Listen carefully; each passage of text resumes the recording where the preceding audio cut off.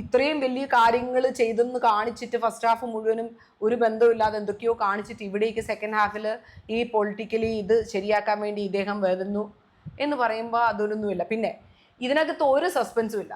Lucifer എന്ന് പറയുന്ന ക്യാരക്ടറിന് പോലും എന്തുമാത്രം ലെയറാണ് നമുക്ക് ഫീൽ ചെയ്യുക. ഇവിടെ നേരെ പറയുക, എനിക്ക് 3-ാം പാർട്ടുണ്ട് ഇതിന്. ഈ 3-ാം പാർട്ടിന് വേണ്ടിയാണ് ചൈനയിൽ നിന്ന് ഒരുത്തിനെ ഇറക്കിയിരിക്കുന്നത്, ഒരാളെ ഇറക്കിയിട്ടുമുണ്ട്.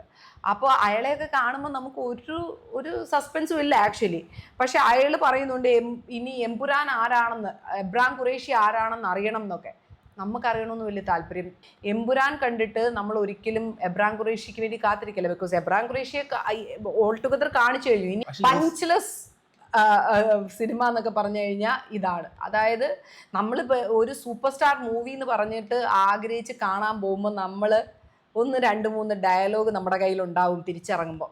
എന്നിട്ട് നമ്മൾക്കത് പുറത്തെടുത്ത് പ്രയോഗിക്കുമ്പോഴാണ് ഈ സൂപ്പർ സ്റ്റാർ എത്രത്തോളം ഇമ്പാക്ട്ഫുൾ ആയിരുന്നു നമുക്ക് എന്നുള്ളത് കിട്ടുക.